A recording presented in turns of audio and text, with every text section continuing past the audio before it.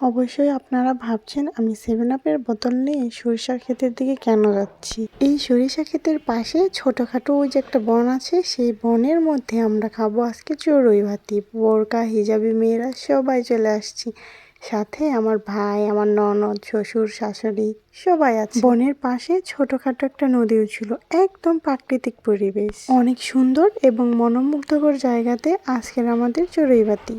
আমাদের ছোটখাটো চড়ুই ভাতির আয়োজনে ছিল পোলাও, রোস্ট, ডিম আর 7 আপ। আসলে পোলাও বললাম কেন না, পোলাও কথাটা ভাইরাল হয়েছে এর জন্য। আপনারা আবার আমাকে নিয়ে ট্রল করবেন না যে আমি পোলাও বলেছি। আমার শাশুড়িমা বেড়ে দিচ্ছে, আমিও সাথে সাথে হেল্প করছিলাম আর ভিডিও করে নিচ্ছিলাম। খাবারের ফুল ভিডিও করলাম না, কারণ আমরা সবাই ছিলাম হিজাবি এবং নিকাবি, যারা কিনা মুখ দেখায় না, এর কারণে কোনোভাবেই ভিডিও করলাম না। আর আমি চলে আসলাম 7 আপ নিয়ে সরিষা খেতে।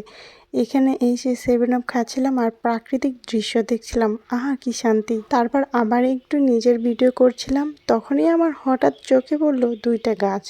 এটা কি গাছ আমার সঠিক মনে নেই, তবে গাছ 2টা অনেক অদ্ভুত ছিল। দেখেন আপনারা কেমন, আমার কাছে মনে হয়েছে গাছ 2টা ভুতুড়ে ভুতুড়ে, কিন্তু তারপর ভাবলাম হয়তো গাছ 2টা স্বামী স্ত্রী, দুজন কাউকে ছাড়া থাকতে পারে না, তাই একসাথে হয়ে আছে।